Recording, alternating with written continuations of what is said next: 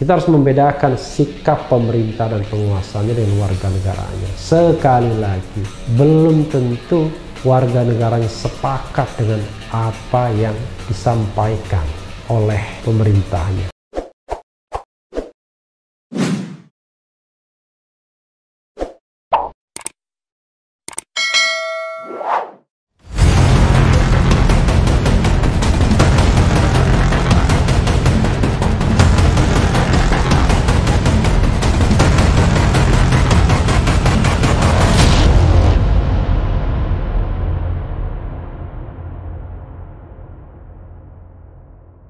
Assalamualaikum warahmatullahi wabarakatuh, sobat RH sekalian. Jumpa lagi kita di channel yang keren ini, Keren Cadas. Kali ini saya agak berbeda sedikit ya, bicara mengenai internasional tapi tetap dalam konteks lokal. Sebagaimana dilansir oleh CNN Indonesia, PA212 bakal geruduk kedubes dan boikot produk Perancis. PA itu adalah persaudaraan alumni ya. Jakarta, CNN Indonesia. Persaudaraan alumni PA212 bakal mendatangi kedutaan besar Perancis di Jakarta untuk mengecam pernyataan Presiden Emmanuel Macron yang dinilai menghina Islam dan Nabi Muhammad.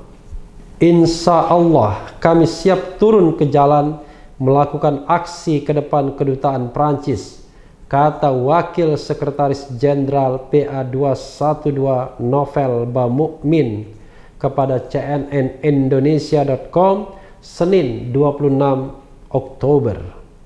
PA212, kata Novel, mengecam keras pernyataan Macron yang dianggap menghina Islam.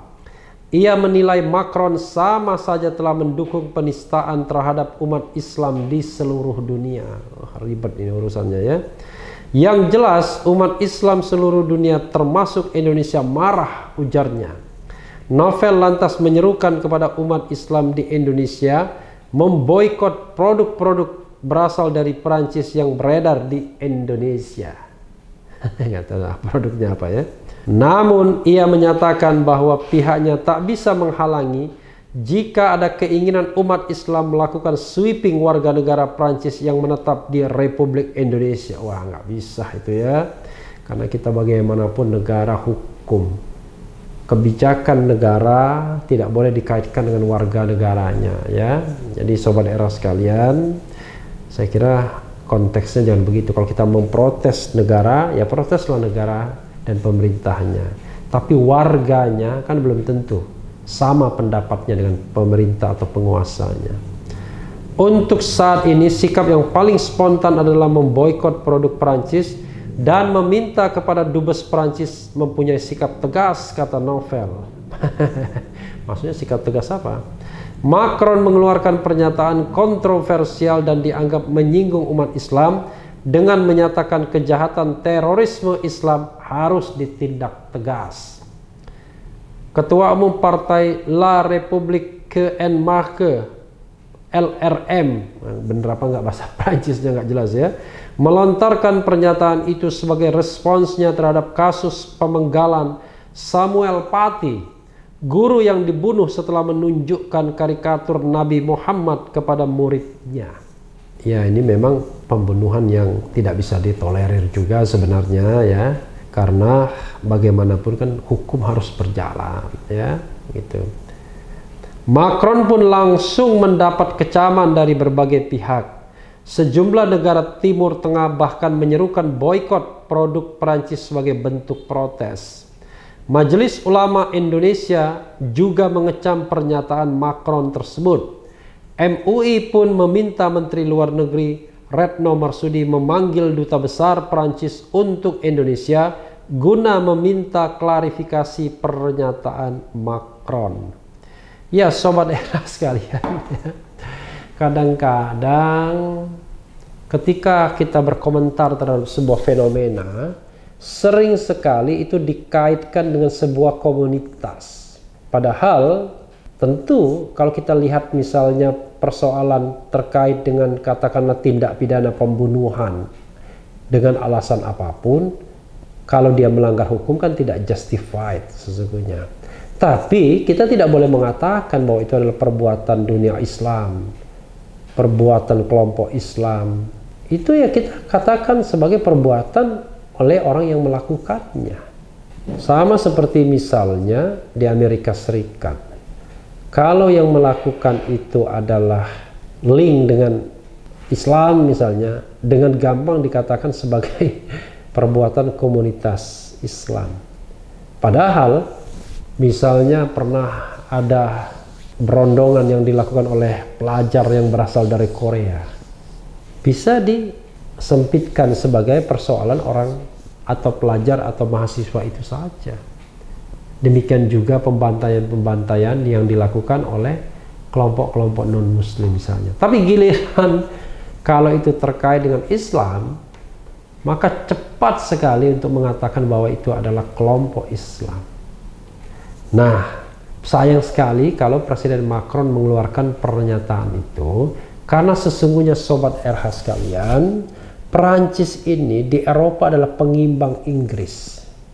Kita tahu misalnya Inggris selalu in favor terhadap tindakan Amerika Serikat ketika hendak misalnya melancarkan agresi terhadap Irak misalnya, atau kegiatan-kegiatan lainnya di daerah Teluk atau Timur Tengah. Inggris selalu endorse, selalu mendukung. Nah, saingan Inggris secara tradisional itu adalah Perancis. Kalau Jerman biasanya posisinya 50-50. Jerman lebih tertarik kepada industrialisasi dan lain sebagainya ketimbang urusan politik, karena mereka mungkin sudah trauma akibat Perang Dunia Kedua. Jadi dominasi Inggris dan Amerika Serikat ini dua negara yang tidak bisa dipisahkan. Ya maklum saja, karena yang memerintah yang hidup di Amerika Serikat itu banyak keturunan Eropa dan terutama dari Inggris, sehingga Inggris menganggap Amerika adalah sekutu utama mereka. Kebijakan apapun yang diambil Amerika Serikat akan didukung oleh pihak Inggris. Kedua negara merasa dirinya adalah saudara kembar mungkin ya. Nah, biasanya kebijakan-kebijakan itu ditentang oleh Prancis sebagai negara besar juga. Jangan lupa di Eropa, Uni Eropa itu ada 3 negara besar, yaitu Inggris, Prancis, dan Jerman. Tapi jangan lupa Inggris sekarang sudah keluar dari Uni Eropa ya. Jadi yang dikenal dengan Brexit, British exit ya, Brexit. Nah, sekarang Perancis ketika dia melukai umat Islam sangat disayangkan. Terlebih Sobat RH sekalian, Perancis sendiri termasuk negara Eropa yang banyak muslimnya, karena banyak imigran dari daerah Afrika seperti Aljazair. Bahkan beberapa pemain sepak bola nasional dari Perancis itu beragama Islam, dan yang paling terkenal misalnya Zinedine Zidane. Juga ada beberapa pemain lainnya, misalnya dulu ada Yuri Djorkaeff ya. Yuri Djorkaeff harusnya muslim juga karena dia keturunan Aljazair juga. Kemudian ada yang bermain di Bayern Munich, lupa saya namanya ya, yang pernah juga terlibat skandal apa begitu. Dan beberapa pemain lainnya yang cukup banyak komunitasnya. Bisa dibilang Paris atau Paris adalah kota metropolitan, megapolitan dari beragam etnik. Mungkin ya hanya kalah dari Amsterdam. Amsterdam itu punya puluhan etnik juga, beragam etnik di Amsterdam. Penggunaan bahasa Inggris mungkin lebih sering dibandingkan bahasa Belanda sendiri kalau di Amsterdam. Kalau di Prancis jarang orang yang bisa berbahasa Inggris karena mereka punya nasionalisme sendiri terhadap bahasa. Dan memang dalam sejarah Inggris dan Prancis ya bersaing, mereka terlibat perang, apa istilahnya dulu, perang kontinental ya. Prancis dengan Napoleon Bonaparte-nya, dan Inggris dengan raja-raja Inggrisnya. Mereka berperang, tapi kemudian kita tahu akhirnya Napoleon Bonaparte itu kalah dan dibuang di Pulau Elba. Itu ingatan sejarah saya yang serba sedikit ya.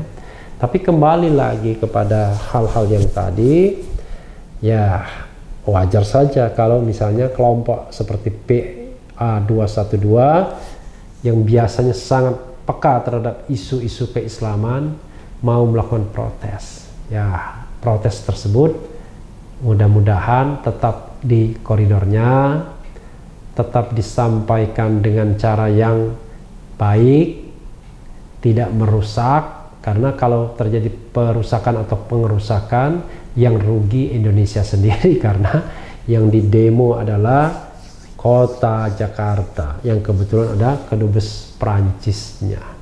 Dan juga mudah-mudahan tidak terjadi seperti yang dikatakan tadi, sweeping terhadap warga negara Prancis sampai mereka ingin menarik seluruh orang Prancis. Kita harus membedakan sikap pemerintah dan penguasanya dengan warga negaranya. Sekali lagi, belum tentu warga negaranya sepakat dengan apa yang disampaikan oleh pemerintahnya. Sama seperti warga Inggris misalnya, belum tentu sepakat dengan persetujuan Amerika Serikat untuk menyerang Irak misalnya. Padahal pemerintahnya selalu setuju, tapi rakyatnya sendiri belum tentu.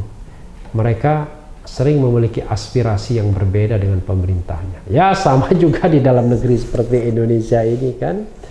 Kalau misalnya katakanlah kiblat perekonomian kita sekarang ke Cina, belum tentu juga sebagian besar rakyat menginginkan bahwa kita lebih dekat ke RRC ketimbang negara lainnya. Tapi pemerintah punya kepentingan sendiri kadang-kadang yang berbeda dengan kepentingan rakyat. Misalnya lagi, survei mengatakan lebih dari 50% warga menginginkan pilkada ditunda karena khawatir COVID-19. Tapi pemerintah Jokowi bersama DPR dan KPU bersikeras untuk melanjutkan pilkada. Ya, katakanlah sebagian karena ada anak dan menantu yang sedang berlaga dan harus dipastikan kemenangannya. Karena ini bisa menentukan tindakan selanjutnya dari Presiden Jokowi, misalnya dalam hal reshuffle kabinet. Jadi reshuffle akan dilakukan setelah dipastikan dulu kemenangan Bobi Nasution di Medan dan terutama sang putra mahkota di Solo, Gibran Rakabuming Raka. Jadi sahabat era sekalian, mudah-mudahan unjuk rasa apapun, demonstrasi apapun berlangsung secara baik, karena itu adalah bagian dari hak konstitusional. Yang mendukung demo unjuk rasa tidak perlu dicurigai sebagai orang-orang yang ingin menjatuhkan pemerintah atau makar misalnya.